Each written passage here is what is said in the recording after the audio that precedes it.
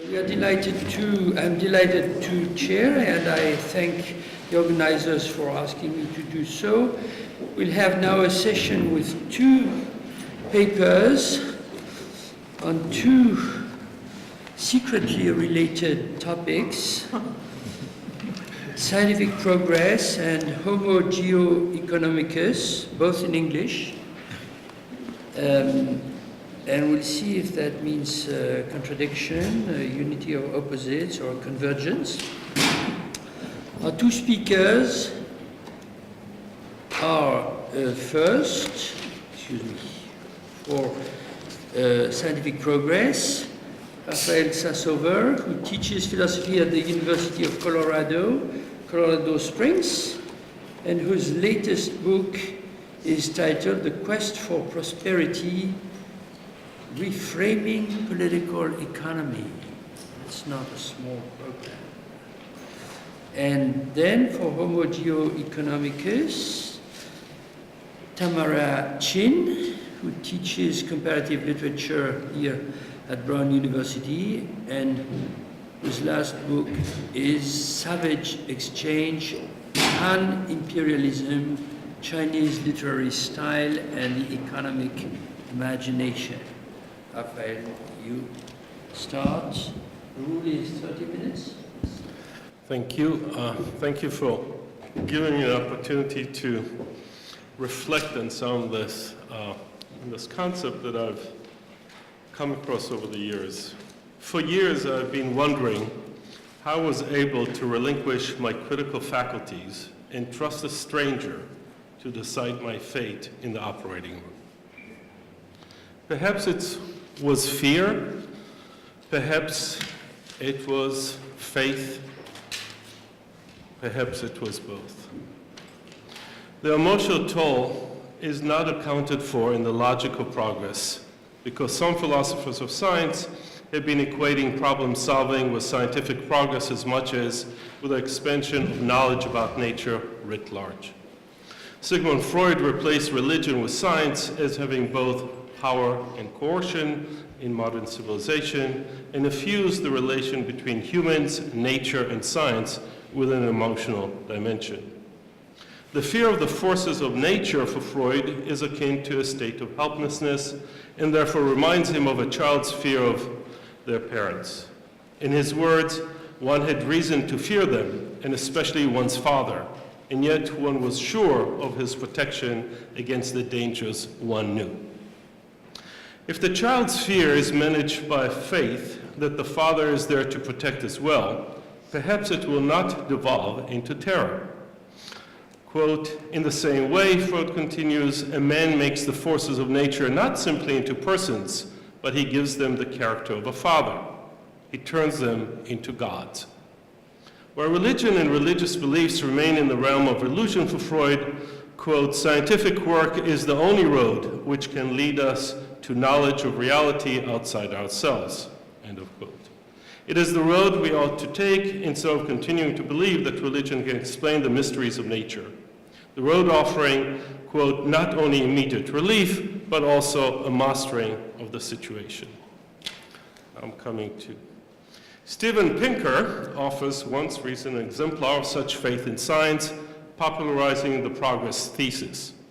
Summarizing the standards method of science as including skepticism, fallibilism, open debate, and empirical testing, Pinker anchors these methods in what he calls Enlightenment institutions, which include markets. For him, so long as capitalism is framing scientific activity, quote, problems are solvable. With dozens of graphs and beautiful and plentiful statistical data, Pinker ties the notion of human progress into science and presents its practitioners as battling the conservative right, who worry about the erosion of religion or traditional values, and the progressive left, who worry about reductionism, determinism, and the catastrophes brought about by science. In defending science against its detractors, Pinker ties the, I quote, growth of prosperity in human history to the application of science to the improvement of material life, thereby causally harnessing the growth of wealth under capitalism to scientific applications that give rise to human flourishing. To speak of progress is to speak of science, and to speak of science is to speak of the merits of capitalist production that ensures its onward and forward movement. Lest one be still unclear about Pinker's perspective, he opens his chapter on progressophobia with the lines, quote, "Intellectuals hate progress.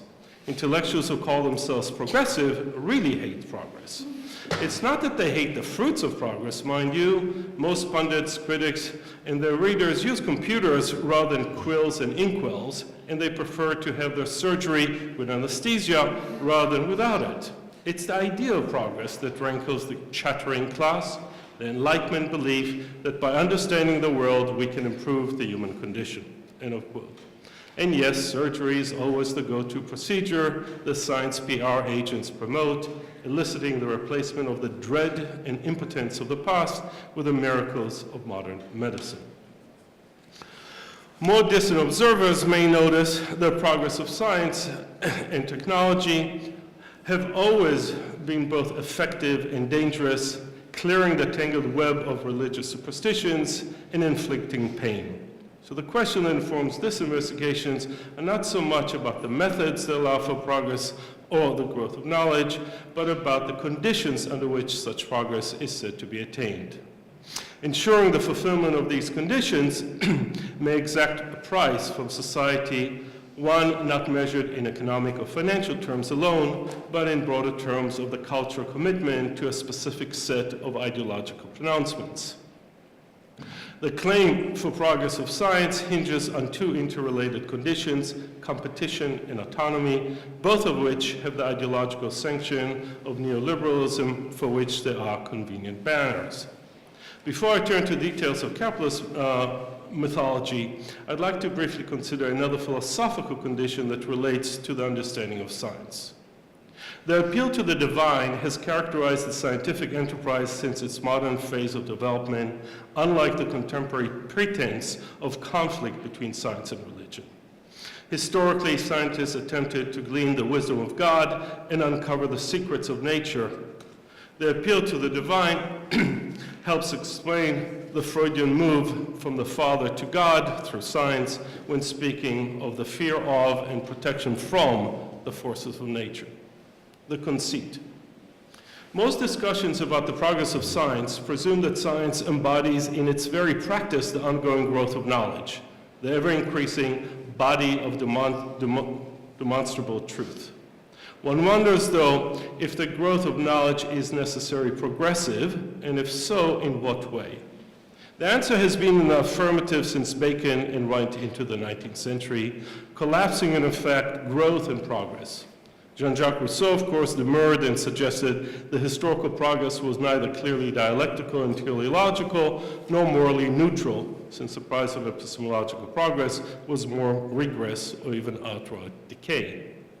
While Rousseau's concern was associated with a moral decay that the advances of the sciences and arts would bring with them, Friedrich Nietzsche acknowledged three main reasons for supporting the scientific enterprise: understanding God, its utility, and loving, quote, something unselfish, harmless, self-sufficient, and truly innocent. Yet these reasons were, in fact, errors. Nietzsche's critique of the sciences of his day is twofold. First, the scientific edifice is constructed by, quote, magicians, alchemists, astrologers, and witches on the shaky foundations of promises about the unknown, although these promises were never delivered. Second, having faith in science as representing nature accurately is, in fact, he says, a lie at any cost, because it demands blind faith more than rational empirical verification.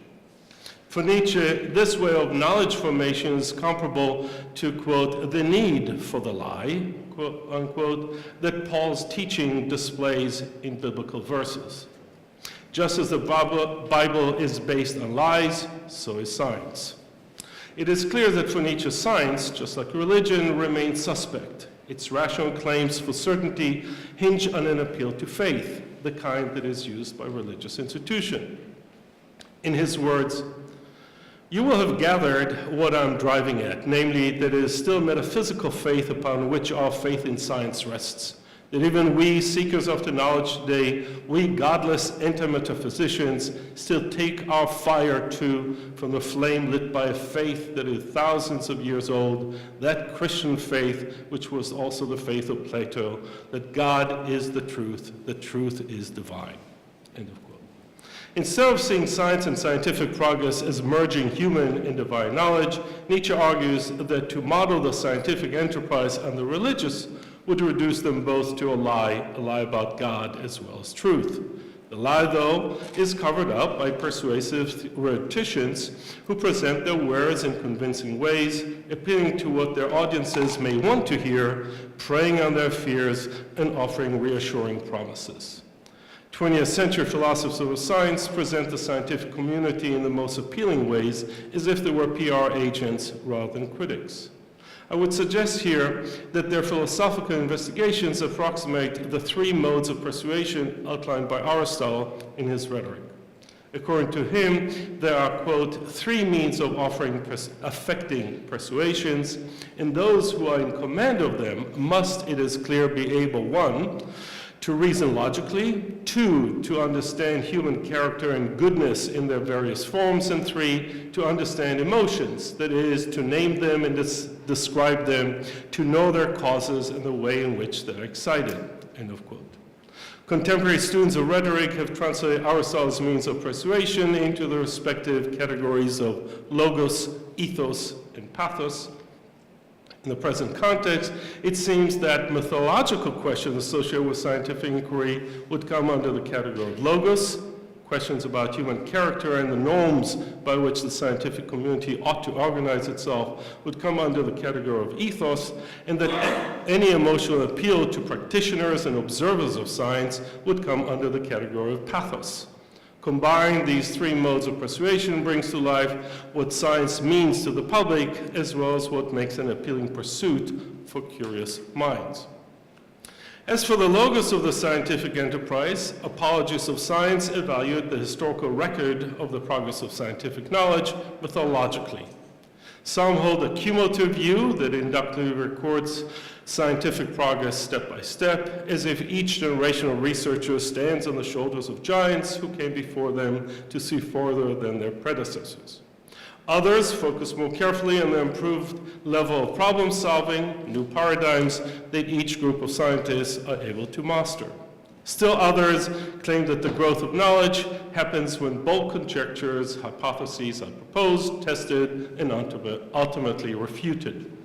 Methodological questions about the progress of science may seem esoteric outside of philosophy of science and science studies circles, yet they command certain ritualistic value for members of the faith, and perhaps even for the agnostics who might be converted to believe in the legitimacy of science. Scientific progress with methodological foundation also bolsters faithful disciples like Pinker, who focus exclusively on the fruits of what Kuhn calls normal science, so easily observed in daily life. Enclosed as their religious counterparts in insulated communities, their devotion is complete, the defenses against heretics vicious, and their redemptive promises hark back to Christian notions of salvation. There are those who are more interested in the norms and conventions that ought to guide and might at times characterize the way scientific community operates. Their attempts to legitimate those operations is analogous to the mode of persuasion appealing to ethos, insofar as they simultaneously codify a way of behaving among scientists and appeal to norms that would guide human conduct. Robert Merton, we heard about him already, famously identified four unique features of the ethos of science: universalism, communism, disinterestedness, and organized skepticism. I want to focus here on the third mode of persuasion, pathos, as exemplified by Michael Polanyi. Now, all these people have been already introduced. When observing the scientific community, Polanyi's view of the behavior of scientists is focused on and brings to mind the emotional appeal Aristotle described in the context of rhetoric. For Polanyi, personal knowledge, or what he calls tacit knowledge, is the kind of knowledge that cannot be transmitted through textbooks or guiding principles. The personal dimension of scientific research, writes Polanyi, quote, commits us passionately and far beyond our comprehension to a vision of reality, end of quote.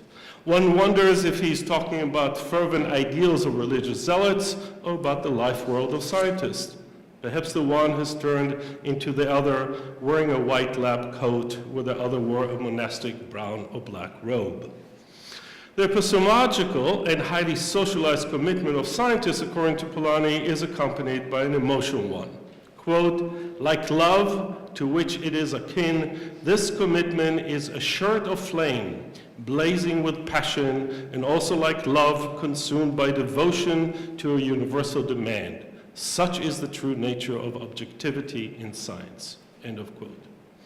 Unlike Nietzsche, who finds that, I quote, a certain frugality of desire makes possible our scientific curiosity and severity, end of quote, Polanyi celebrates the epistemological in emotional and moral terms.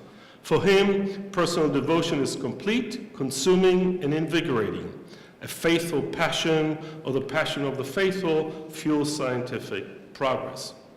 As Daniel Greenberg more recently has aptly written, quote, true believers are fervent in their faith and uncomfortable with or even hostile to external scrutiny, end of quote, encouraging matters of faith to go on unchallenged. This means, Greenberg continues, I quote, that outsiders, at least in tolerant lands, politely refrained from critical inquiry and commentary that might be regarded as disrespectful, end of quote. This polite refrain allows science to receive a free pass from those who fund it. A moral duty to fund science is accompanied by an epistemic duty to accept whatever scientists say as if they're speaking using the Catholic term ex cathedra.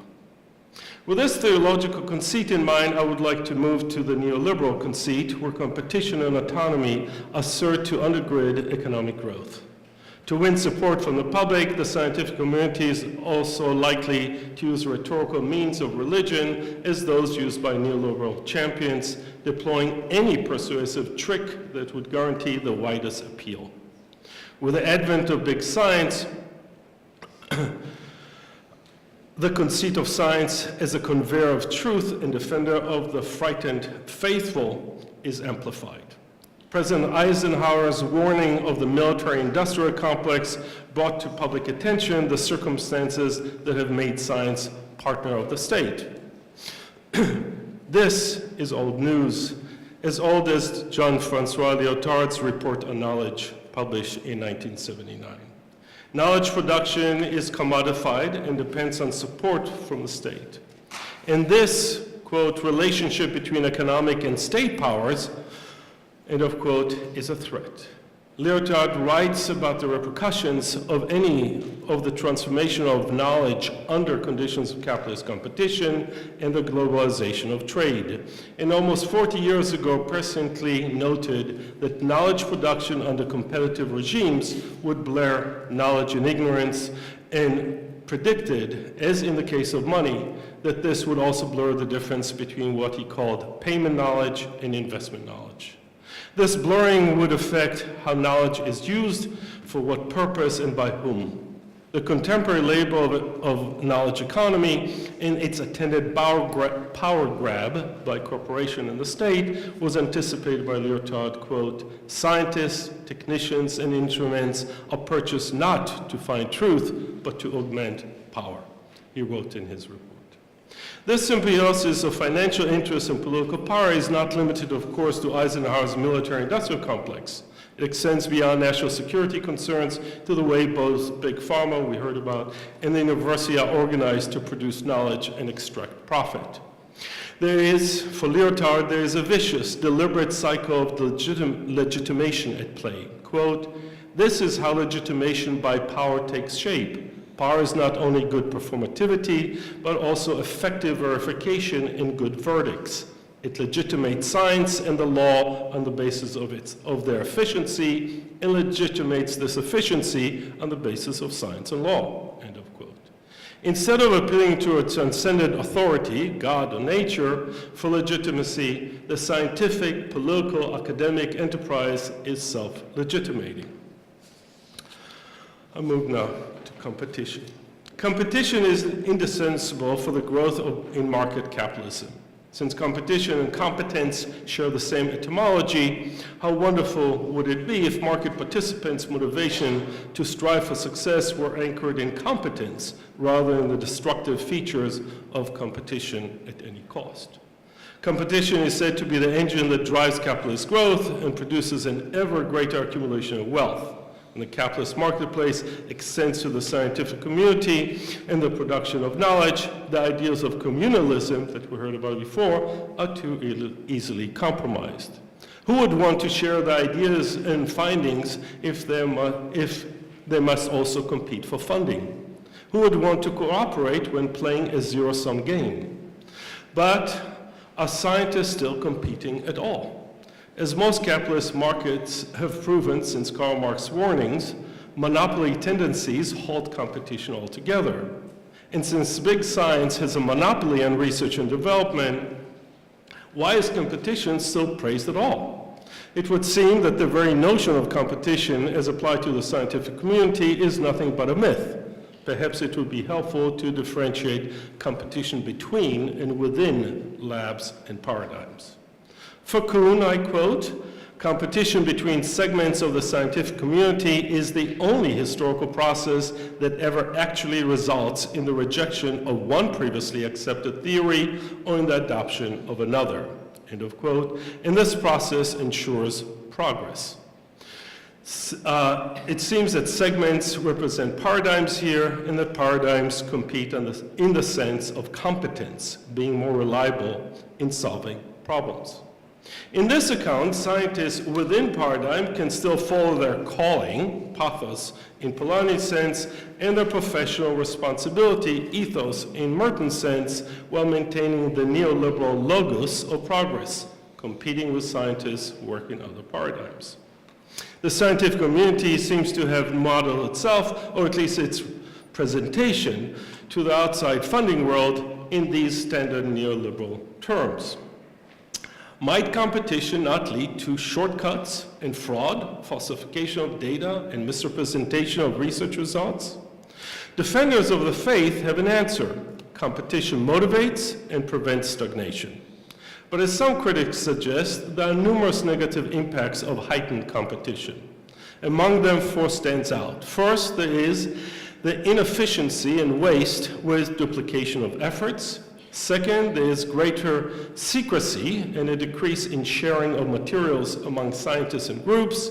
Third, there are multiple instances in which, quote, sabotage competitors perform biased peer review, talked about it, and engage in questionable research practice, end of quote, in order to secure funding. And fourth, vicious competition may steer, quote, some young people away from careers in science, end of quote. If one adds to these the corrupting effects of ideological zeal and corporate funding preferences, the potential for misleading omissions and outright fraud increases substantially. Autonomy. The second condition for scientific progress is said to be the unbound autonomy of the scientific community. Perhaps the model here is a frightened and alms-offering public that paid priests their dues, monks and nuns their keep, and bought along the way indulgences. The fearful public today supplements its faith in priests with an insurance policy. The new priests enjoy the privileged position as the Freudian fathers who love and protect their children, their flock. Looking back to the gentlemen of science who subsidized their own research and found it a matter of honor to remain independent, contemporary scientists long for the freedom of a glorious past and imagine unlimited funding without the demands of a watchful state. In the present, the scientists are as much aware as their sponsors that they are accountable, and that their sponsors are responsible to their constituents or corporate shareholders. Here is where state representatives and corporate officers alike hold on to the myth of autonomy. Yet state representatives, unlike corporate officers, must have a different responsibility in questioning this myth and also the myth of competition. The grand narrative of scientific progress in terms of competition and growth and autonomy and success fits well into the logic of late capitalism. Philosophers of science have traditionally foregrounded the growth of knowledge and minimized the economic context of scientific inquiry. The financial commitments associated with big science take on a specific historical turn when state investment grants yield private returns. The scientific community perpetuates the myth of autonomy as a way to get what it wants, with as little supervision as possible. Given the institutional pressure of government representative and corporate officers, the scientific community has its own mythology about its prowess and potential genius to ward off interference. If let alone, as the saying goes, the sky's the limit. The expectation to be left alone is accompanied by a belief that pursuing intellectual curiosity yields optimal results.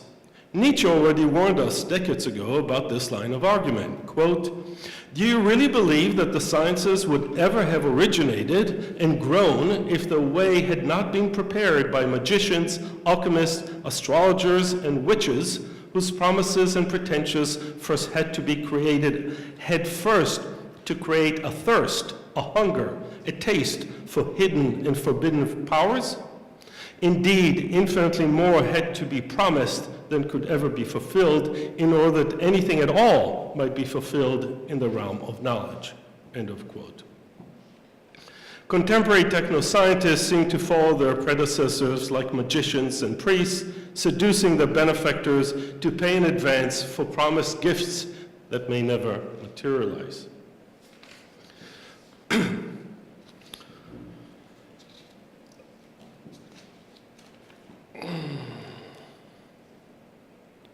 Perhaps technoscientists, despite their mystifying vocabularies, devotion, and promises of salvation, are nothing but geese who lay golden eggs, as Isabel Stengers argues. But can the public trust the scientific community and grant it the immunity from scrutiny that no one else who receives public funding enjoys?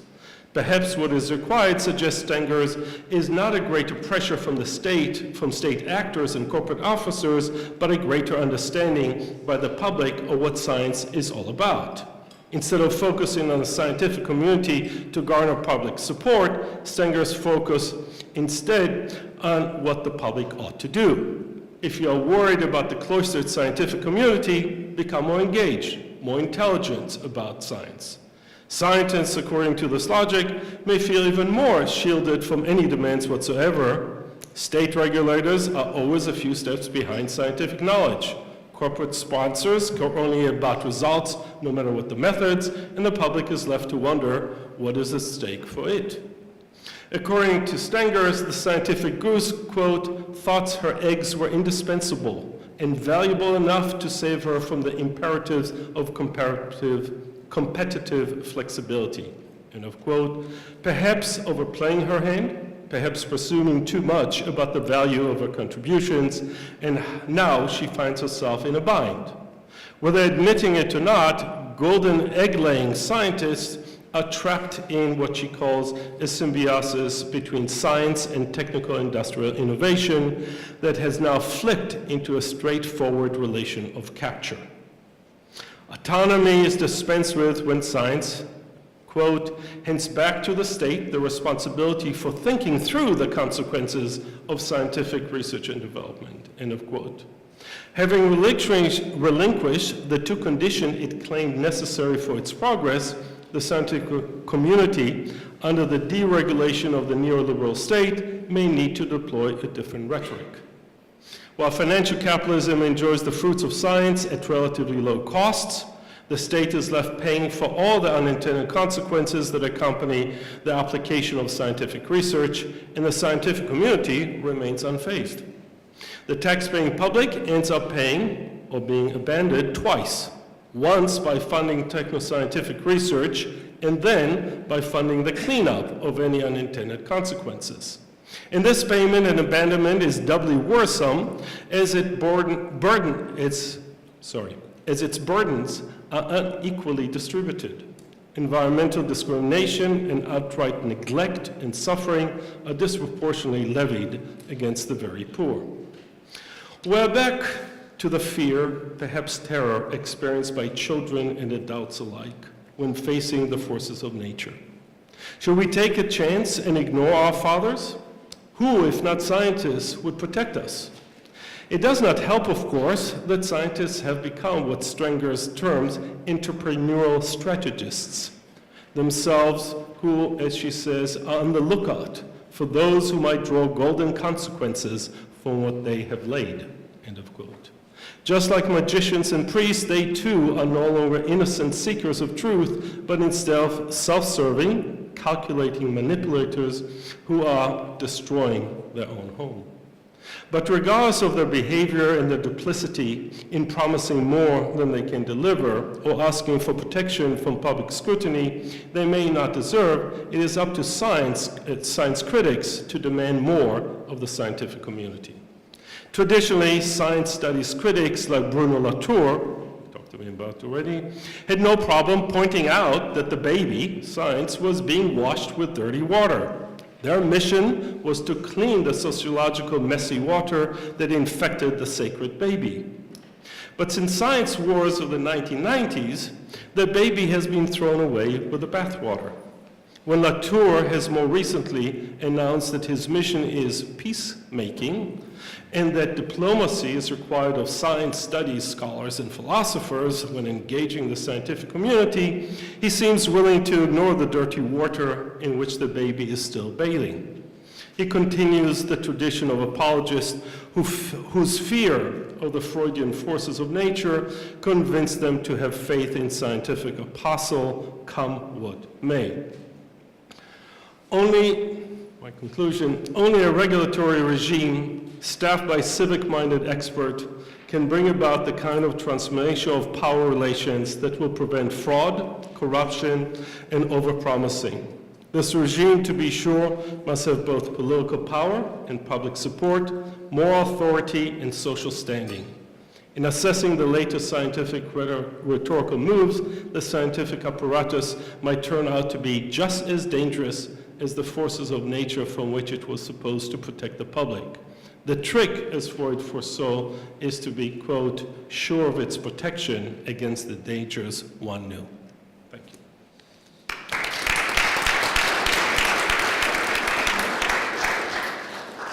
This is grim.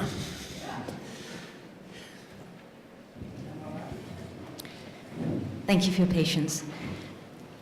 Recent humanistic scholarship on the modern economy has focused on the rhetoric of the future. Anthropologists such as Caitlin Zaloom and Arjun Appadurai have illumined the role of rituals and performative language in the calculation of derivatives, futures contracts, and risk that are so central to contemporary finance. Timothy Mitchell describes the historical rise in 1940s US of something called the economy, understood as a device for embedding present political life in a future viewed as the calculated national balance of wage earners and consumers on the one hand, and business and banking on the other. The acceleration of temporality materializes here in the form of the exponential curve, the graph of the unpredictable future of prices, wages, and so on. Following Koselleck, Mitchell sees in this future-oriented, economy-driven reordering of past, present, and future an instance of modernity's decisive rupture from tradition. My talk today on geoeconomics will pay more attention to the politics of the past than the future. As someone who works on Chinese economic history and thought, I'm interested in the place of pre-modernity in geoeconomic rhetoric, and more substantially, in the impact of the economic rhetoric of the future upon the spatiotemporal frameworks with which we in the humanities narrate the pre-modern past. So the impact of economic historiography on humanities treatments of the pre-modernity.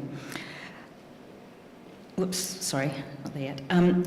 This talk is very much a work in progress. It's schematic groundwork toward a political concept, so I appreciate your feedback.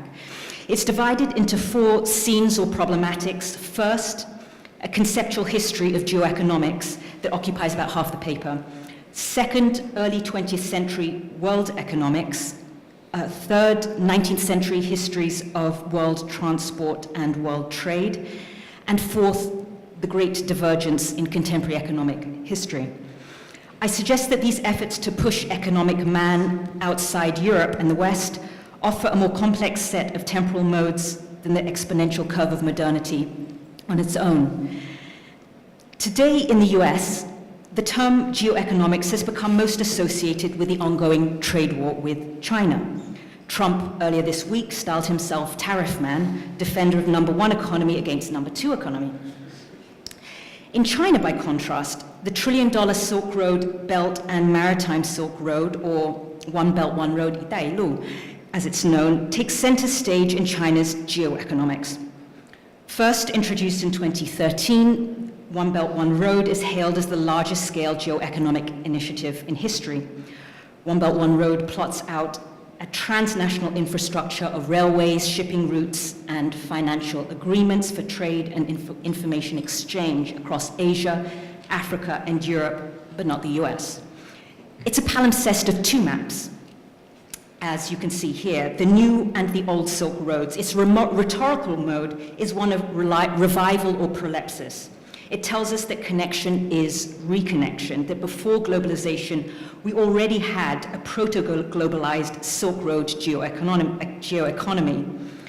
One Belt, One Road's new order thus represents itself not as a challenge to US hegemony, but as a renewal of an older 2,000-year-old civilizational order.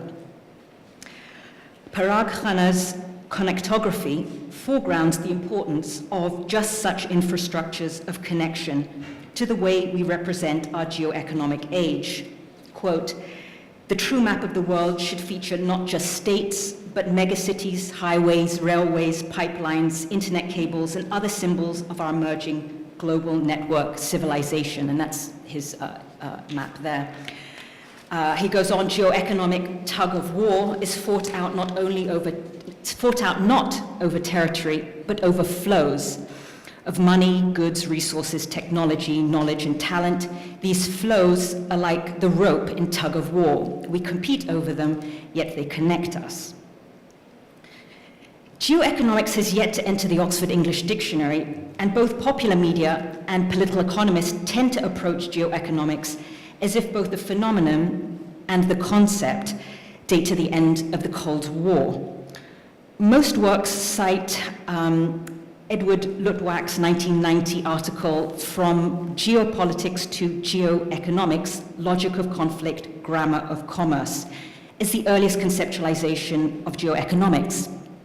A US government advisor, Luttwak argues that geoeconomic thought and action existed in the past, but was always subordinate to the possibility of war. When, for example, Dutch and British East India companies traded in Asia, they relied on their battleships to impose free trade. But now it's no longer openly admissible to use the threat of military force to back trade. The logic of the state conflict endures, but the commercial grammar of geoeconomics, as he puts it, has displaced the military grammar of geopolitics. Both the causes and instruments of conflict are primarily economic. Conflict is played out through and over embargoes, tariffs, economic regulations, recall tariff man. Just as the geopolitical activity of a few Western powers once conditioned the local politics of the many, so the geoeconomic weapons now condition the economic welfare of the many. Since the 1990s, geoeconomics has gained recognition as a strategic method and as a mode of analysis essential to our age of globalization. According to the World Economic Forum, intensifying international competition has made geoeconomics the use of economic tools like sanctions or trade deals to achieve political goals common practice.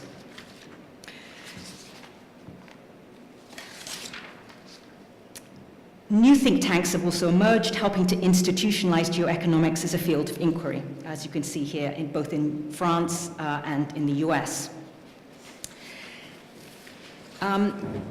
Despite these contemporary claims, the conceptualization of something called geoeconomics goes back further than 1990, and I'd like to recuperate two largely overlooked manifestos for geoeconomics that date respectively to the end of the World War I and the end of World War II.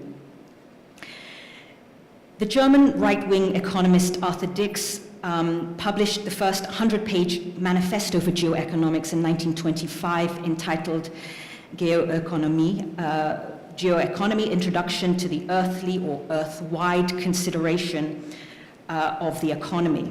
It introduced geoeconomic thought as the key to restoring Germany's place in the world after World War I.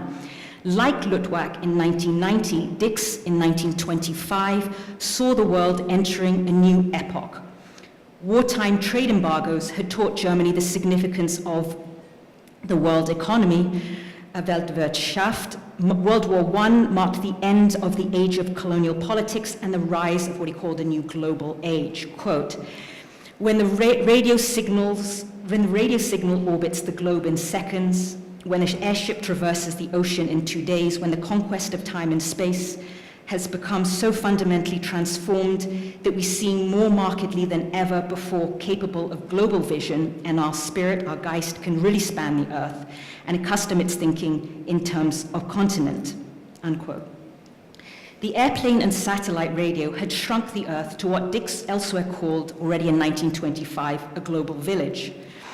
Crucially, this shrunken earth was ever more economized, and Dix self-consciously coined geoeconomics for the hitherto unconceptualized analytic mode and scientific field, the Wissenschaft, needed to master this new world economy. For this new global age, Dix remained a leading proponent of German colonial expansion in Africa through the Nazi period. His metaphor for the relation between geopolitics and geoeconomics was one of binocular vision. One must put the earthly vision of the political world affairs, geopolitics, alongside an earthly view of the economic world affairs, geoeconomy. This conceptual pairing of geoeconomics and geopolitics differs from the more recent metaphors we've seen of geoeconomics that emphasize the historical decline of geopolitical grammar and the geopolitical tug-of-war over territory.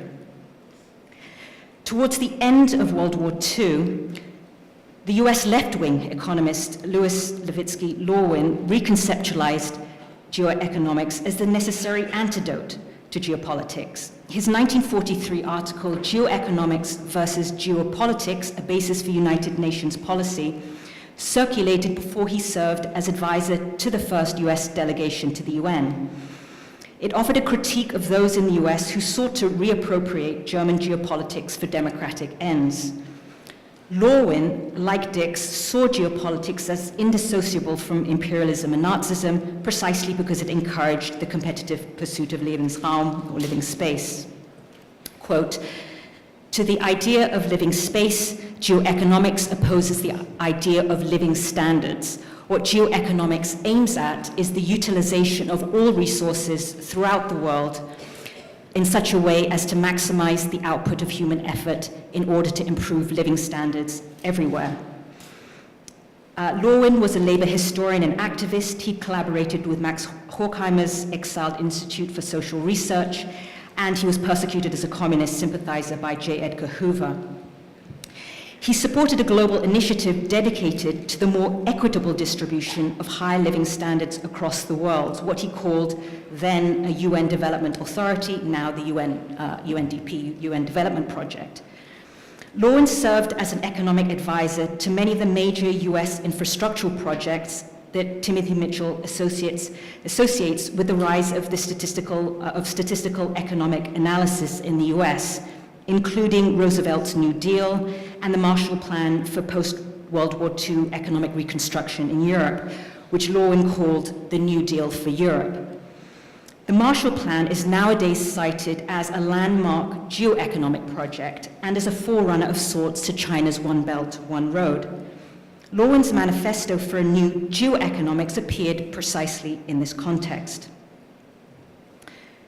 Both Lorwin and Dix, as you can see here, proposed geoeconomics as a discipline with a named institutional framework, an associated set of beliefs, methods, and content.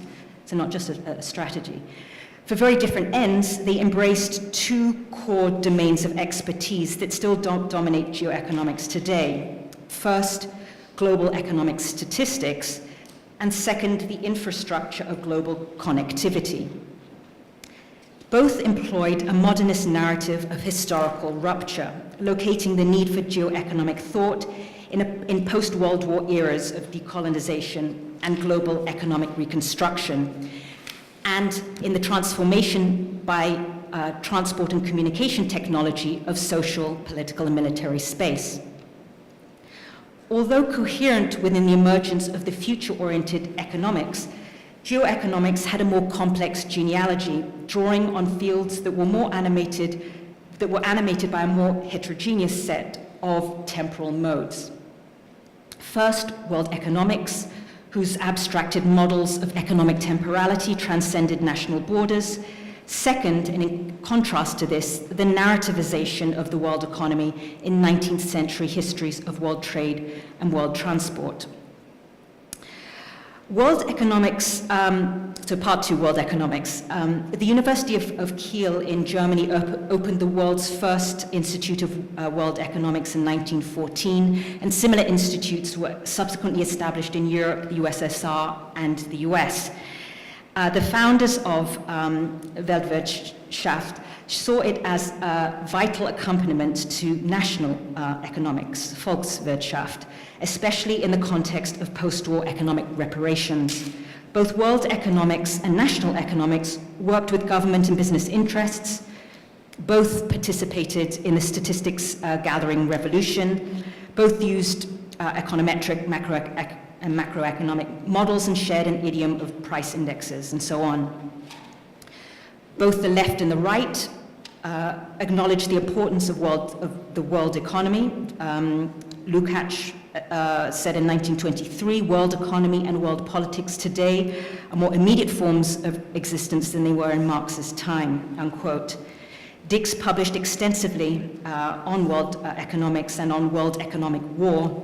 Lorwin founded an Institute for World Economics at Columbia in the 1940s and published his manifesto on geoeconomics in its bulletin. The temporality of this world economics was not simply the exponential curve of accelerated time casting off an antiquated past. Scientific analysis of economic statistics also produced the theory of the conjuncture, conjuncture or business cycle. This shifted the time frame of economic analysis from the singular event of the economic crisis to the business cycle depicted in quantitative cyclical patterns over several years in the form of long-term or short-term waves.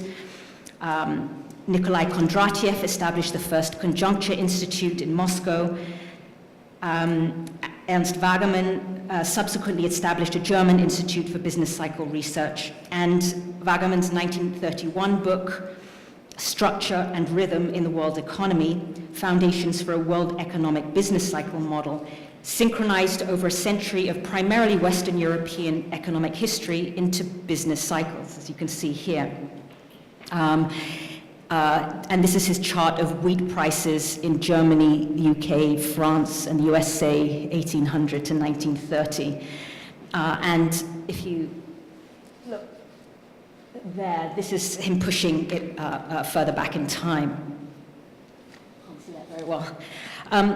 One might, in this context, recall Fernand Braudel's three temporal modes of history that situate the medium-term economic cycle, this, as it's translated, the conjunctural history, I guess the conjoncture between the longue durée and the event. Indeed, Braudel's Structures of Everyday Life opens with these shared rhythms of human history, citing Ernst Wagemann. World economics placed at its center the study of the economics of global connectivity. The Institute of World Economics at Kiel was originally christened the Royal Institute for Maritime Transport and World Economics, embedding the study of connectivity in the calculation of world trade. Connecting up the modern world through the steamship, the railway, the telegraph, helped to standardize units of modern time and space, and to produce maps like this, as you can see here with all the connecting lines. And these serve as precursors of sorts to Parag Khanna's connectivity maps, like the one in the background. And one might note that today, more than 90% of global trade still goes through seaports. The well-known 19th century industrialization of modern time also entailed synchronizing and connecting up the pre-modern world into coeval space-time. During the 19th century, industrial geographers retroactively gave modern traffic and communications a more ancient history. Geographical societies such as Britain's Hakluyt Society and maritime trade schools started teaching a now defunct genre of histories of world trade, Welthandel, and histories of world transport, Weltverkehrs. These multi-millennia spanning narratives were essentially histories of connectivity. They gave modern infrastructure a deep past, placing ancient canal building and colonial railways in the same narrative. For example, the Seaports of World Transport, 1891, synchronizes world history from ancient Egypt to the Panama Canal. It opens with, quote, not only lands and states, but also oceans have their history. And it leads the reader from the history of the Mediterranean to that of the Atlantic, Pacific Ocean, and Indian Oceans, making world economics a shared narrative of human progress driven by transnational imperatives of supply and demand. The term Silk Road, Seidenstraße, was coined within just such a history of world trade and world transport by the German colonial geographer Ferdinand von Richthofen. Richthofen conducted the first large-scale geological survey of China in order to introduce railways. His 1877 map of Central Asia, overview of transport connections from 128 BCE to 150 AD, found in these ancient transport connections, Verkehrsbeziehungen, the geographical data needed to plot out an ambitious China to Europe railroad. Richthofen's own metaphor for his Silk Road calculations was one of stereoscopic vision, that is, the technically enabled combination of ancient Chinese and Greco-Roman data to produce an illusory three-dimensional image close enough to touch in the present. This visual emplotment of time suspended both past and future in the shadows of the haptic present. Now, for me, there are three striking aspects of this now antiquated genre of world transport history. First, during the industrial age onset of the Anthropocene, industrialists themselves were producing forms of longue durée histories that narrated man's reshaping of his environment through infrastructures of connection. Second, they established new spatial frameworks that would later emerge, as in our contemporary Mediterranean studies or Silk Road studies. However, unlike today, they were ideologically flattened. The slave, the indentured laborer don't appear, nor do changes in materialist modes of production or the division of labor. Third, during the 19th century rise of Hellenism, classicism, racialized Indo-European philology, this less prestigious genre of world transport history often presented a more coeval ancient world. It synchronized multiple Western and non-Western textual traditions into a spatio-temporally standardized, interconnected antiquity, even if for colonial or capitalist ends. Part 4, and getting to the end. Richthofen's Silk Road Railroad between China and Europe was never built, at least not until last year with One Belt, One Road. But at the time, it attempted to bridge what the economic historian Kenneth Pomerantz calls the Great Divergence. During the 19th century, China and Europe's economic growth rates diverged from a once comparable state. This is where I am. Europe benefited from coal resources and colonies to fuel their industrial revolution. But rather than situate China in a time lag, economic historians Pomerantz, Sugihara, Arben Wong, Giovanni Arrighi, and others have elaborated the idea of an East Asian industrious revolution that occurred during the West's Industrial Revolution. These are distinct forms of market-based economic development, and many of you will be familiar with this argument. The West's Industrial Revolution was the so-called miracle of production. It was capital-intensive, energy-consuming, environmentally destructive, class-based, large-scale production that expanded the productive capacity of a small group. This Marxian or Schumpeterian model of development destroys the social framework within which it occurs and creates the conditions for the emergence of new social frameworks with a different economic growth potential. In contrast, the East Asian Industrious Revolution was a miracle of distribution. It was labor-intensive, energy-saving, centered on the household, and it enabled the diffusion of benefits of production. This non-capitalist, market-based Smithian development exploits hidden potential within a given social framework, but without fundamentally altering that framework. To conclude, and I'll just, I'm missing a,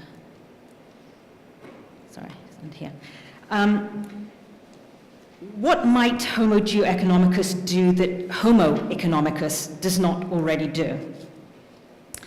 As a rhetorical figure, Homo economicus has proved useful for humanists, enabling the critique of the conception of economics as a science divorced from the social and the political.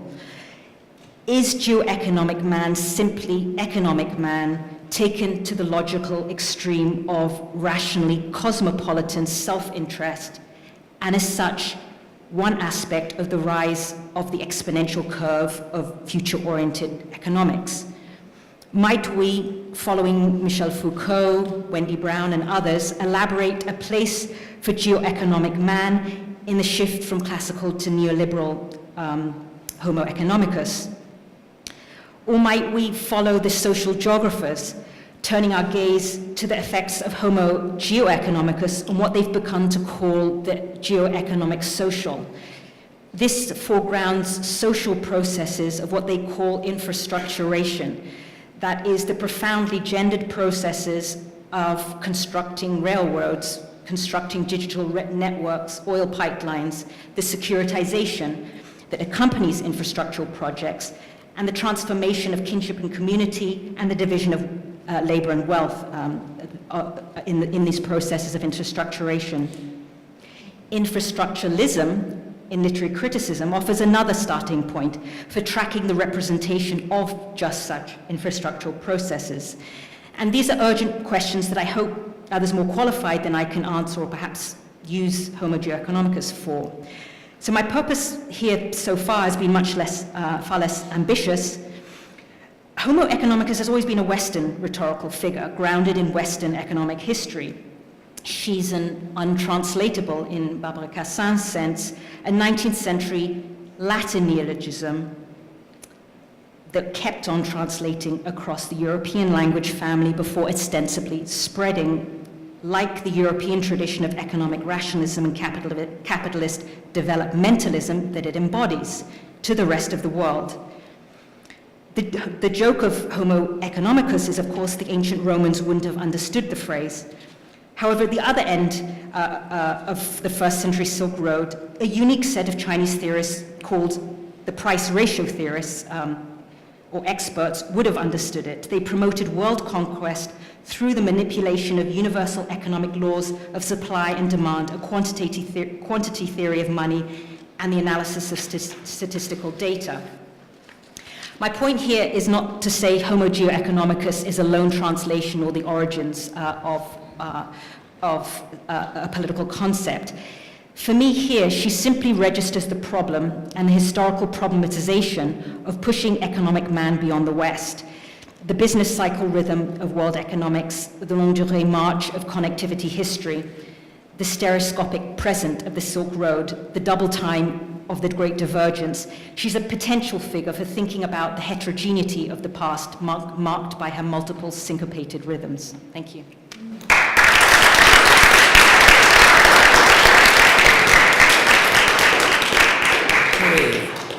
so how much time do we have, Adi, for the discussion? 45 minutes. Sorry? 45 minutes. 45 minutes, okay. And excuse me, silly question. Is the moderator allowed to ask a question himself? But not the first one. Sorry? Not the first one. Not the first one, of course not. The last one, if there remains a little bit of time.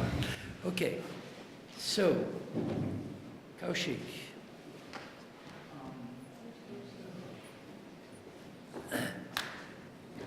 Of course not. Question for you, Tamara. Thank you so much for that paper. There's so much to think with. I wanted to think from this correspondence that you draw between geoeconomics and geopolitics with the sort of quote-unquote Chinese imperial map, right, of, harkening back to the Silk Route and how that map looks today and so on.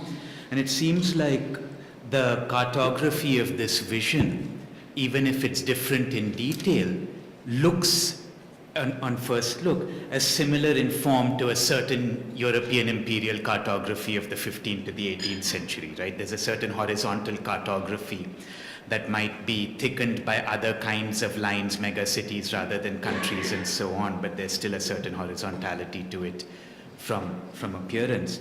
And I wanted to think that alongside two other geoeconomic imaginaries that potentially operate today, right? One is what Joe Masco has written about in terms of big oil scenario planning for climate change, right? And how he says that even as big oil has been the biggest denier of climate change, they've also come up with the most sophisticated models for how to deal with climate change scenarios. And that's a sort of geoeconomic imaginary that's imagining sea levels rising and their economic survival depending upon being able to intervene in that, right? So there's a certain vertical cartography in that. And then I'm thinking also of extractive industries like fracking and natural gas extraction, drilling down geologically, or atmospheric sciences and geoengineering, which are sort of drilling up into the clouds. And again, these are geoeconomies that are emerging that have very sophisticated vertical cartographies built into them. So I guess a question is, what are the stakes of thinking these new thickened horizontal cartographies in light of these emergent vertical cartographies? But alongside a couple of other questions sort of politically is, I think that the question that Masco is posing is, what does a corporate geoeconomic imaginary look like? And if you're telling us what a certain state geoeconomic imaginary looks like, how do we think about that alongside corporate geoeconomic imaginaries? But I also want to think that in relation to what Dipesh Chakrabarty has been saying about planetarity as representing the limits of our political imagination, right? So on the one hand, I completely do not want to give up the extremely high stakes of the geopolitics that are being configured into the geoeconomies that you're tracing. Resource extraction in Africa by China, for instance, today. But how do we think that alongside these other kinds of economies that really are pushing at the limits of the political as we know it or have been taught to imagine it? How do you proceed? Immediate answers or a first round of... Yes, immediate answers? Yes. Oh, sorry.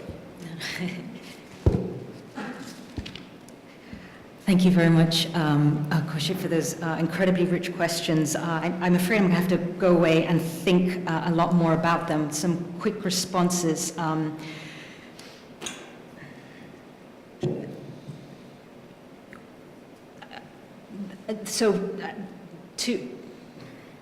trying to think how to answer this.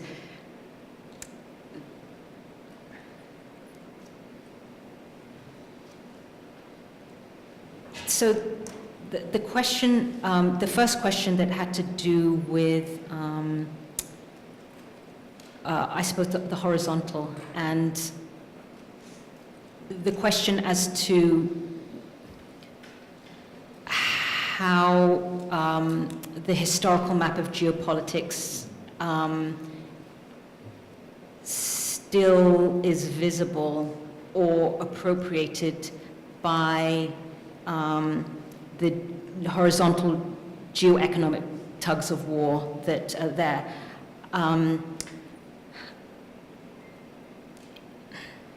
I think the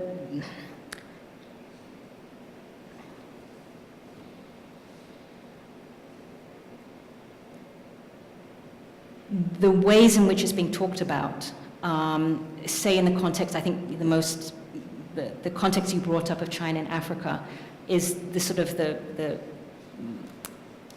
hotbed for this question about, is this the new imperialism? I think that's the sort of the elephant in the room. And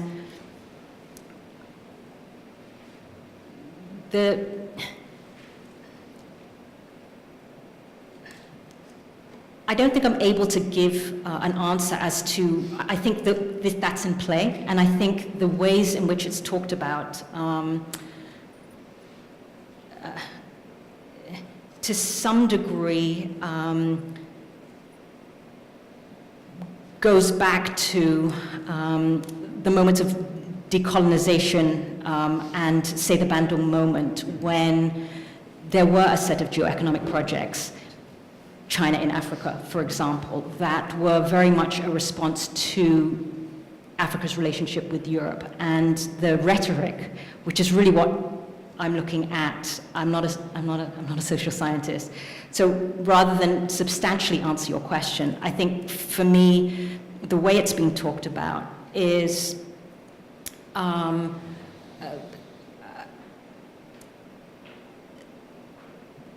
that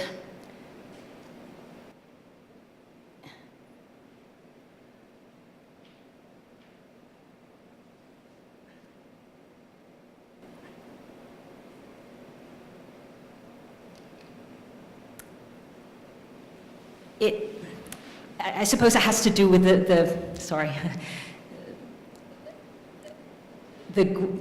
to some degree, it's the grammar, it's the difference between the two grammars that is being problematized. So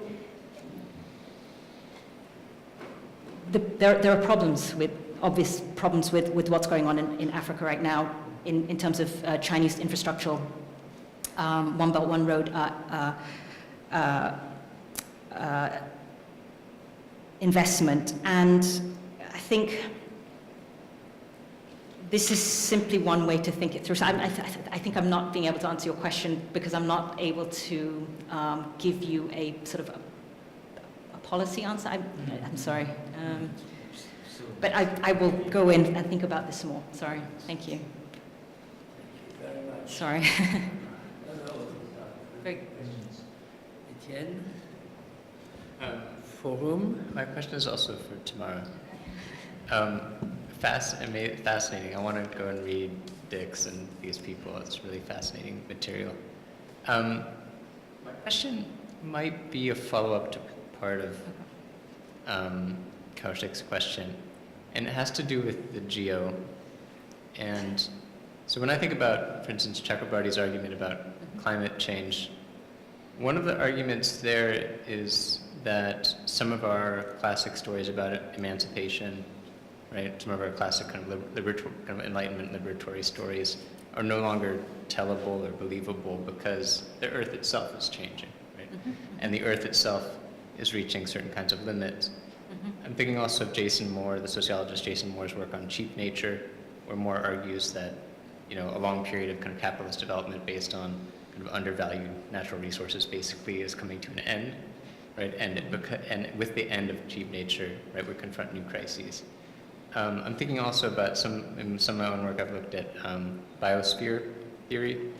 And if you look at precisely the period when Dix is writing in the 20s, during and post and after World War I, there is, parallel to the discussion of world economics, there's a development of kind of global ecological and biogeochemical theories that attempt to explain transformations of the Earth itself.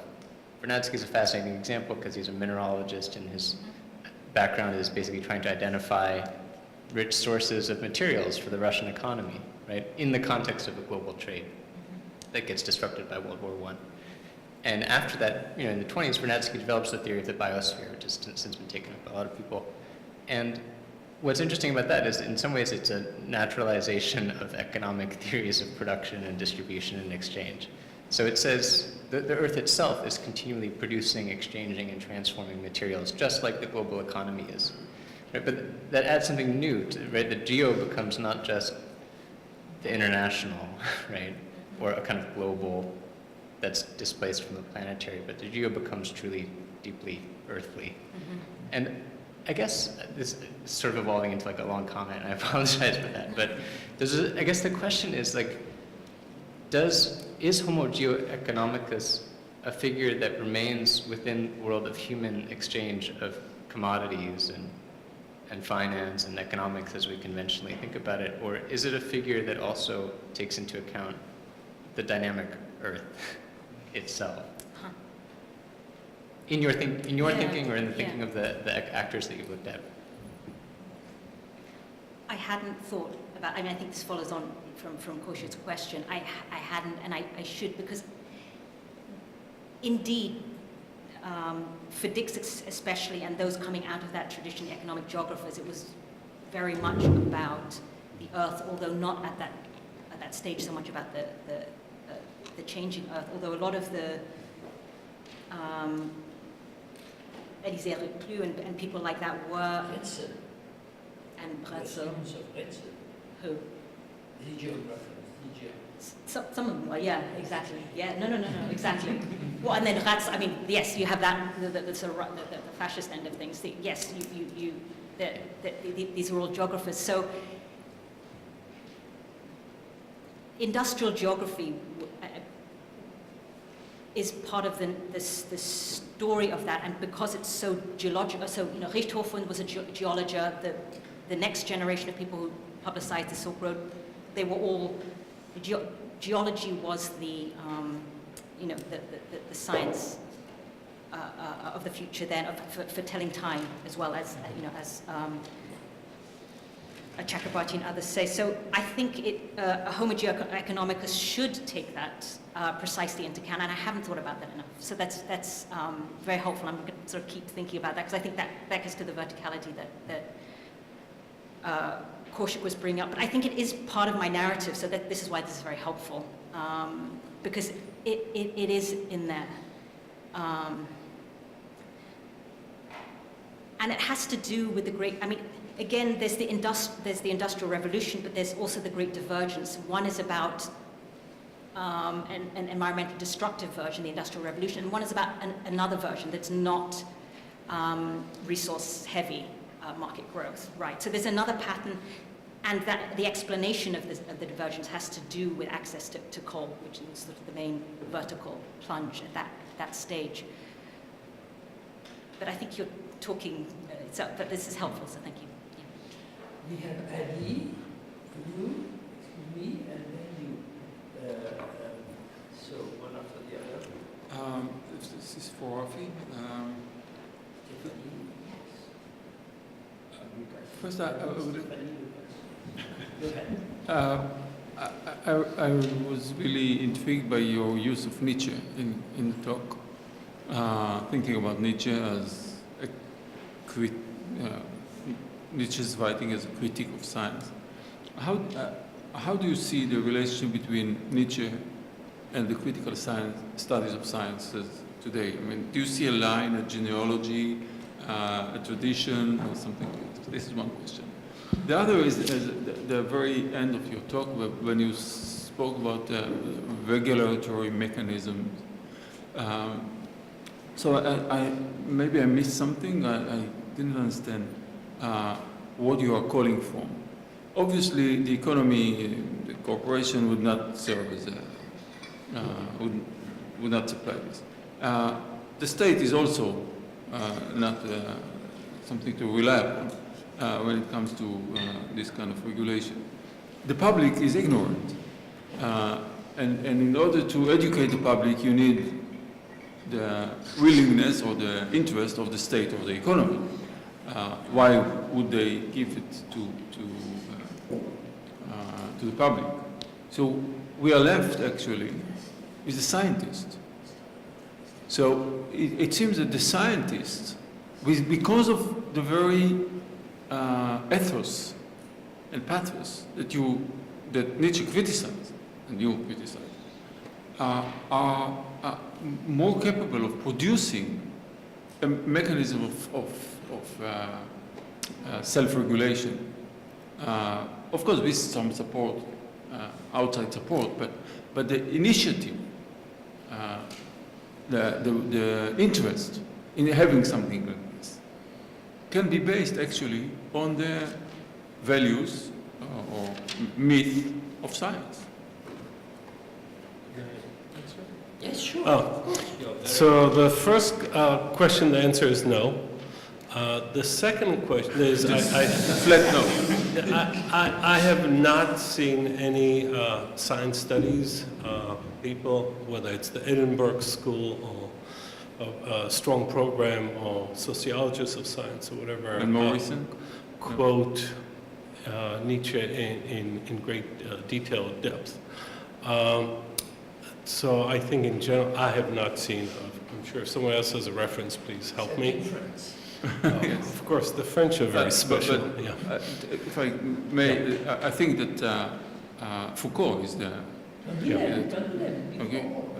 Great paper on the decadence of the idea of progress. Thank you. The second part, I think it's more difficult, and I like what Kushik said earlier about the notion of some apparatus that might be ask for accountability or ask for, and it's not the nation state in those sense, or some sense of the state. The closest I see that as happening, since I don't trust scientists to self-regulate, to self-police, because their interests are much more compromised nowadays, because funding is such an important part of it, and neither university nor the state funds them on their own in a general kind of, if you wish, socialist way, or in a sense of science for science sake.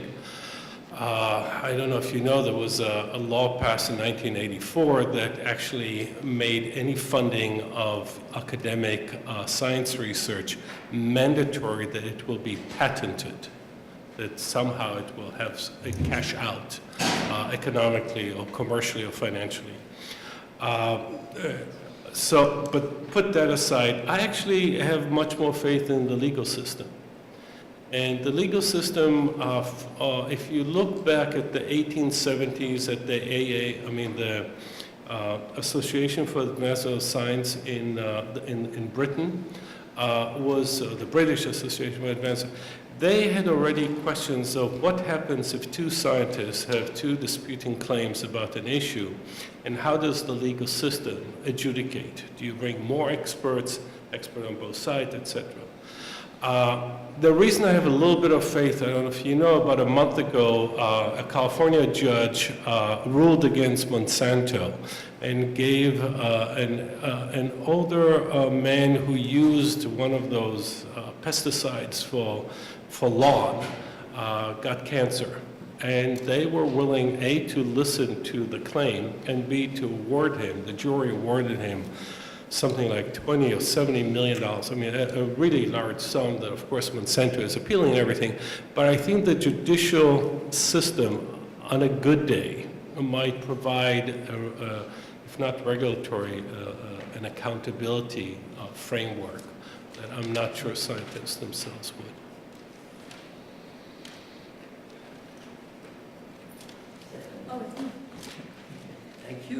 Thank you, Raphael. Thanks so much. My question is also for Tamara, and I fear it's not a very sophisticated question, but I'm wondering whether your people, I found this totally fascinating, and I'm wondering whether your people who are interested in mapping and studying and sort of theorizing and visualizing connectivity are also interested in non-connectivity, or to what degree they think about the places on the map that are not connected to one another or that don't have access to this network? Because in a certain sense, the people you're describing sound a bit to me like sort of late 20th century democratic liberals in America who start framing issues of racial and economic inequality in terms of access to the internet in a kind of literal way.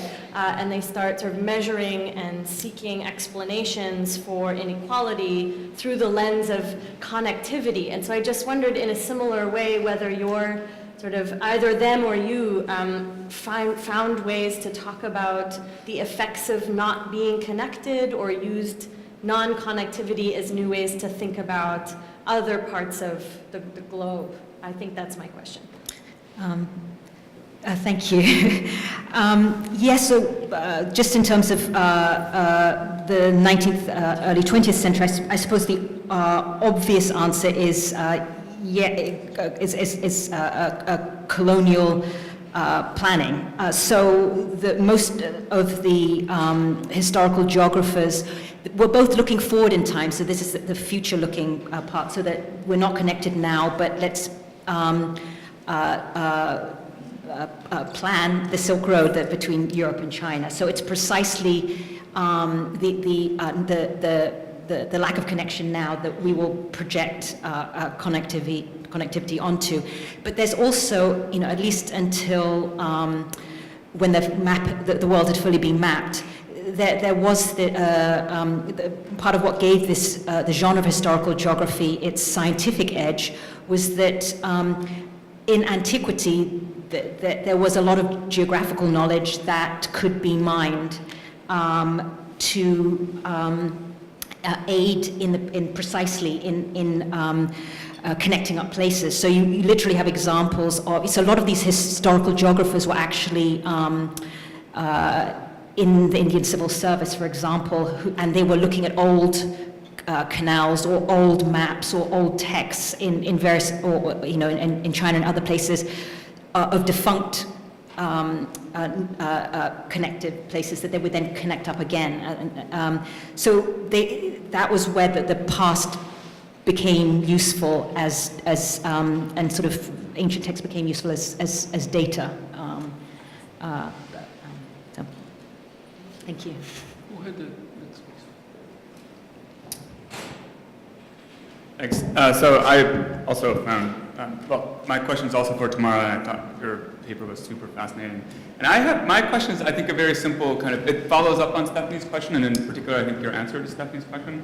It's a very simple kind of empirical question, and I'm curious if you could just tell us more about the kind of, you've started to do so just now in response to Stephanie, but if you could just elaborate more on the kind of geoeconomy that Dix in particular was imagining. And the reason I'm asking is I'm curious about whether Dix was imagining a kind of what in German sometimes is called organisierte capitalism, a kind of organized capitalism, sort of planned economy, or a more liberal economy in which kind of the flows and circulations of commodities are kind of, that the organization of the marketplace emerges from the bottom up rather than being sort of planned in a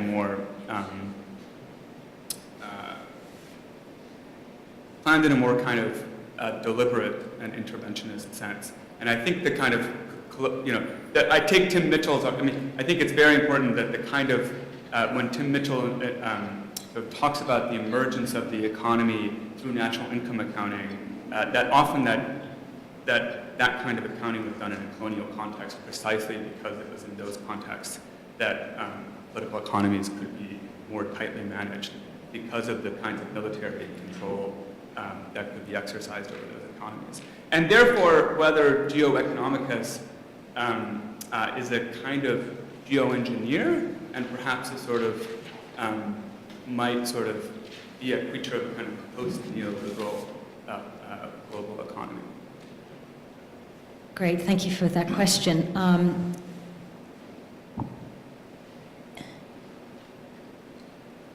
I think it is the latter. The emphasis of the manifesto is on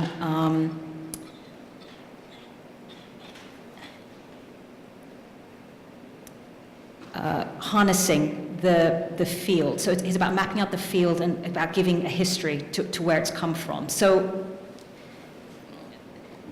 the question of planned versus free is addressed. The main interest is in, it's a manifesto for German youth, so it begins and ends with this call to knowledge of a kind, and what he's trying to map out is why it is that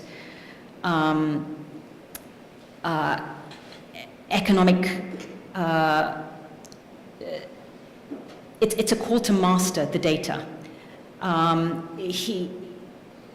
So it's the bringing in of Africa into his project is, I think, what he's better known for. But it is a forerunner of sorts for the neoliberal model that you're talking about. So, yeah. In short. Who's next? Please. Okay. So sorry, another question for Tamara.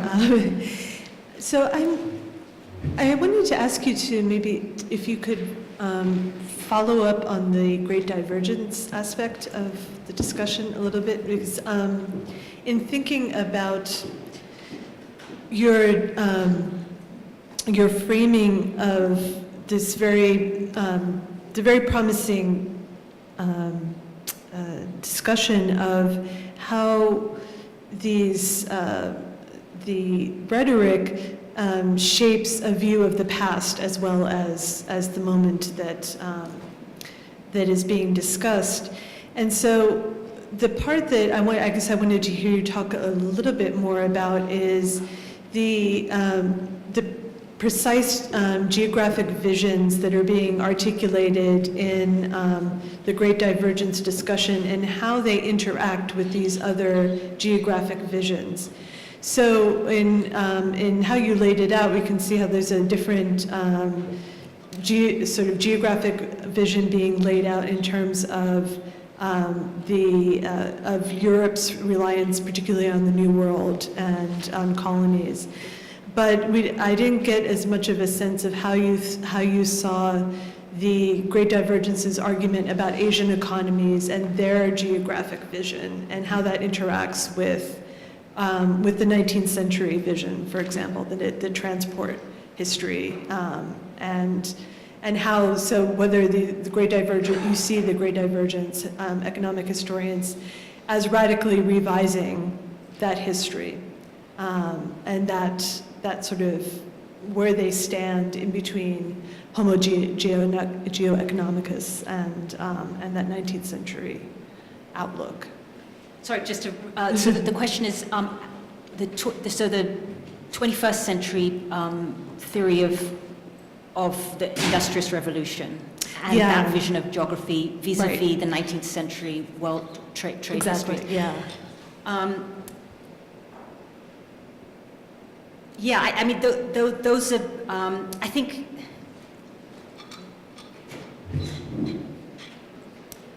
they're radically different. And I see from the questions that are coming at me that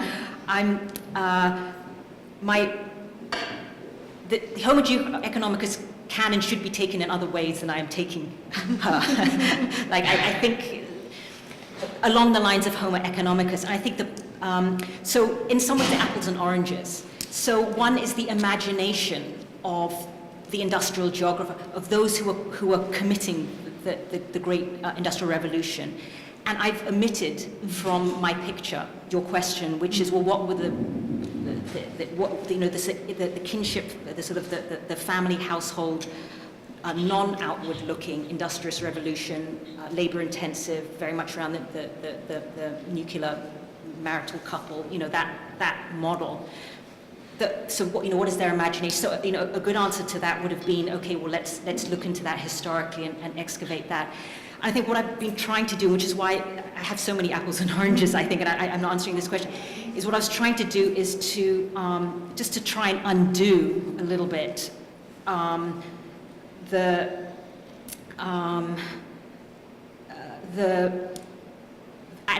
and it's undo the cultural parochialism of the temporality of Homo economicus, and that is that there, and not to say these other temporalities were better in any way, that these imaginaries were somehow more true than Marx or whoever it is, but just to use the concept as a way of putting Homo economicus into some kind of just denaturalizing her in a way, and I think the question about the state, geoeconomics as statecraft versus geoeconomics as a relationship to the earth, or some way of thinking about man's, how to, now that we have to tell history with the earth included, is a way I hadn't thought about it, precisely because I've been thinking about the problem of translation, the problem of etymology. I've been thinking about those sorts of questions and the rhetoric, economic rhetoric, over and above what Homo geoeconomics could be marshaled towards, as she should. Does that make sense? If I could just clarify it, and I'm sorry if I was unclear because it's late in the day, but so what I was thinking of was precisely the historiography and how the shift in geographic thinking alters that historiography, and I find it interesting how, for the Great Divergence debate, it's in a way, it's bringing a concerted attention to regionalism back into a discussion about global economy or the geoeconomy in this moment, precisely that if, and it's sort of, and so I was wondering if you had any thoughts about that, how that fit into that narrative. And I think it makes total sense, but it is also coming out of a particular kind of economic history and local history. So it's in a way reinforcing that give and take between the local and the global. Yeah, and Lorwin, for example, it has a lot of his tract for the UN is in favor of regionalism for his geoeconomics, unlike someone like Dix. So there is something that I should continue thinking about in terms of regions. So thank you. Yeah, that is helpful in terms of scale. This is somewhere between an observation. Take a mic, please.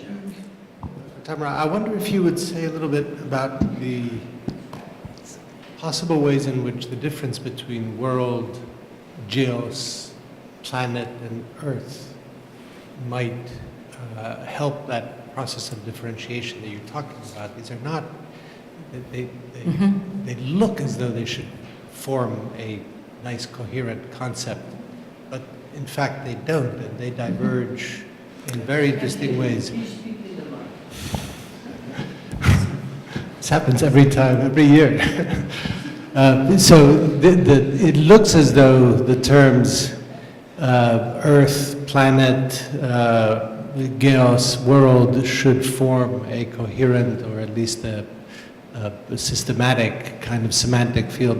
In fact, they don't. They are very often highly divergent and divergent across languages and within groups that have or don't have access to the imaginary of one world or another world.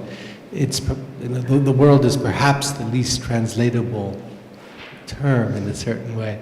And I wonder if in this period of the first quarter or 35 years of the 20th century, under the pressures of decolonization, the divergences within the semantic range of world, geos, planet, Earth, help explain some of the oddities of the configuration that you're describing, and whether we're in a moment that's not dissimilar to that right now, where a similar dissemination or disaggregation of the semantic field of the world is before us. Thank you. That's another great question. I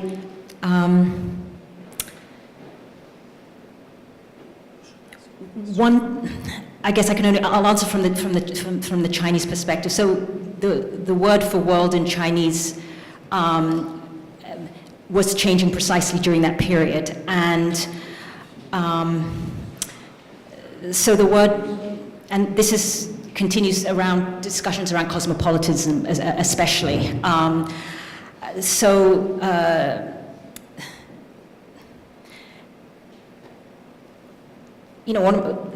Geoeconomicus is not. It's not coming out of a. Homo economicus is not the joke of it is not there in Latin, and I brought up this other term, 听众家, that could be used to think about this term. The 1920s.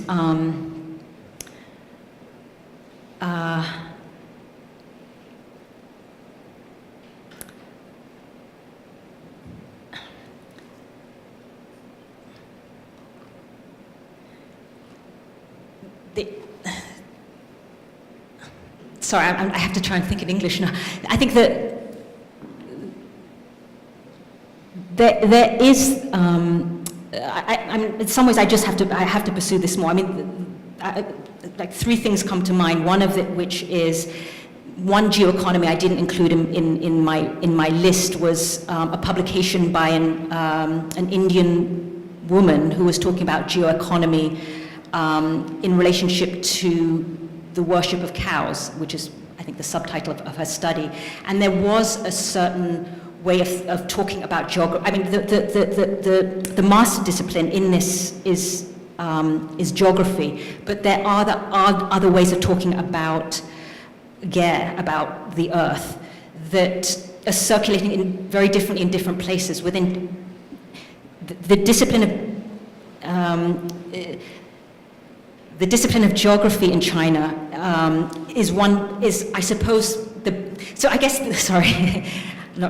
one way of answering your question would be disciplinary then. I think the geographers are talking about it in one way, the literary people are talking about world and empire using the same word or different words. The translation of Marx is one place where this is very much affected in terms of how you translate the term, say, cosmopolitan. World versus globe, I think those are terms, again, that are what Lydia Liu calls, translingual words that get translated in the 19th and early 20th century into China because through various channels.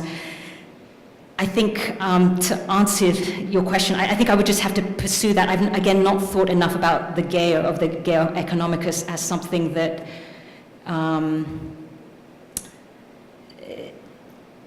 is other than, I haven't thought of any other than the sort of the statecraft version. So this is very helpful. So thank you.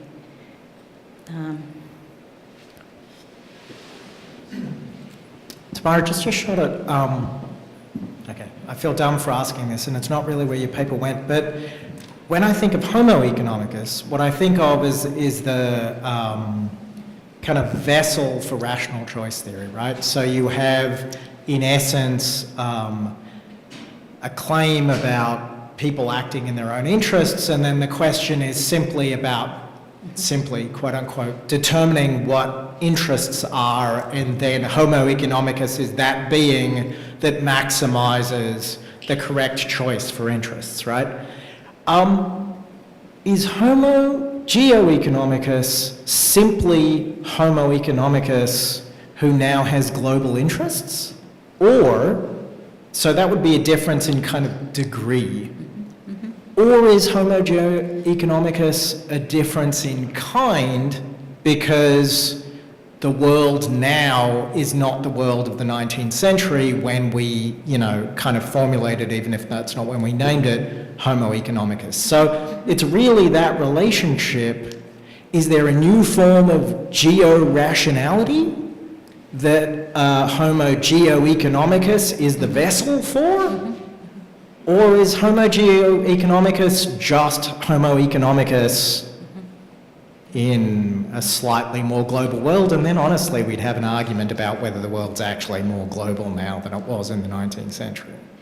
Right, so yes, one could read it just as, cosmopolitan rational interest. But that's, I think, what I was, one could take the classical to neoliberal trade versus competition. One could follow that trajectory. What I was trying to do with Homo Geoeconomicus is say, well, perhaps it is there are some other ruptures, precisely because if one takes Homo economicus, if one takes that figure in the Great Divergence, can we still tell that story? Are there other markers? So is the Anthropocene, what would be the markers then of the birth of Homo Geoeconomicus? So I mean, that was why the scale is, what has been the rhetoric of the beginnings of Homo Geoeconomicus? So Xi Jinping would say, hey, it's 200 BCE when the Silk Road came. That could be, it's an economic rhetoric, but you're asking, I think what everyone's asking is the real question, well, what should it be? Right. Well, less what should. I mean, not to be dumb about it, but what are the characteristics of this new geo-rationality, say in the Anthropocene, which we do not see in the 19th century with Homo economicus? I mean, I think that you were articulating that, but I can't put my finger on what the new rationality is that is not a difference in degree that I couldn't kind of see coming, in a sense. Right, so if you follow Dick's Law and Lutwak, they're all saying it is just a difference in degree. And what I was trying to do is to go back in time and see where these arguments were coming from. So I was trying to do some kind of, I don't know if it's historical genealogy or what. I think what I was trying to do is to look at the other forms of thinking, especially about time, that do get smuggled back into something called geoeconomics, like connectivity. Where does that quite fit into Homo economicus? This idea of the connectivity index, right? That there are certain aspects that are fundamental to geoeconomics. Or maybe we could talk about the Anthropocene, but are not necessarily the narrative of Homo economicus. And so my main work was simply historical, is looking at looking at Homo Geoeconomicus as something just completely sort of syncopated, heterochronic, and not saying it is this. This is what, I'm more interested in what people have said it is, and identifying that, so I hope that makes sense. I think we're approaching the end. I'll take the liberty, if you allow me, to ask, in fact, not one but two questions, one for Raphael and one for Tamara. So my question to Raphael is the following. I was, like I believe many others in this room, enormously interested by the use that you made of Freud in competition and intersection with Nietzsche, coming at the beginning and the end. Now my question would be the following. Don't you think that, in fact, on this question there are not one but at least two models or I don't find the good words in English, two ways of thinking in Freud. The one that you perfectly described, whereby the figure of the father is looked for to compensate for the anxiety before nature. And that's very much the future of an illusion. But if you take civilization and its discontent, you have another, not totally opposed, but nevertheless, I think qualitatively different narrative, which I could we all know it, simplify enormously by saying that every progress in civilization or culture, of which science, of course, is an essential constituent, is paid for an increased level of dissatisfaction or incapacity to find satisfaction, which in fact is clearly presented as one of the modalities of the death drive in life and history. So that's. And my question for Tamara, if you know me, you have already had many. I tend to believe that the reverse figure, or perhaps the ghostly companion of Homo Geoeconomicus today, is the migrant. This is the Homo anti-economicus in some sense, although he or she or it is very much integrated, in fact. And so from there, I would gladly ask, maybe it's silly, but the question whether beyond the two great paradigms that you presented, and whose succession or competition in history, in modern history, you beautifully explained. The first, territorial, that I would gladly rename the nomos of the earth paradigm in Schmittian terms, but that's not compatible with the names you gave. And the paradigm of connectivity and transport, which is now triumphant or will be very soon under the aegis of the Silk Road. A third paradigm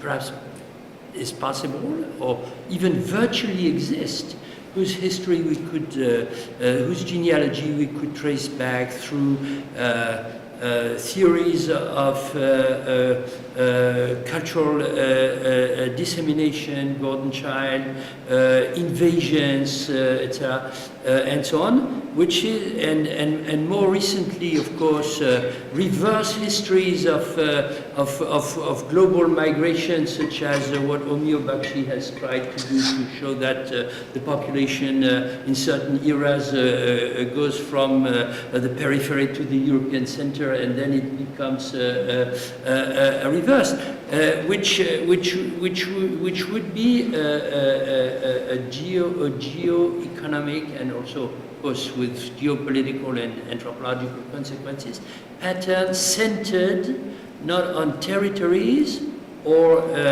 infrastructures, but mobility of groups and populations. And of course, there are today antithetic varieties of that. Politically speaking, that's very important. On one side, Metsadra and Nielsen quoted a moment ago by Kaushik, and on the other side, guys like Stephen Smith and others who are warning before the new invasions from Africa to Europe. Maybe that's crazy. Sorry, I spoke too much. Yeah, thank you for that addition. I think one way to answer those two modalities in Freud, and I would agree that there are probably more complementarity there than actually divergence in view, is that there is always a hearkening, there's always a promise that something can come out of it, that there will be some way of dealing with the fear, that there'll be some kind of protection. So as you said, any wave of new technoscientific, both fruits and disasters that accompany them, or any kind of catastrophes, there's always a need for more. And the more, okay, the dissatisfaction, the more is more technoscience. So in that sense, there's never the overcoming of the need for the scientist. There's never an overcoming of the need for, there's nothing to replace science. Right? Only a new science will replace the old science. And in that sense, it's an ongoing, unmet need or desire for more. And the promise of the protection of the father is, of course, crucial here. So therefore, in what I try to say, therefore, technoscientists get a pass, because what would you have without them? I mean, who else is going to take care? So when Adi asked earlier, is there someone else to protect us from those who claim to protect us from the dangers we already know.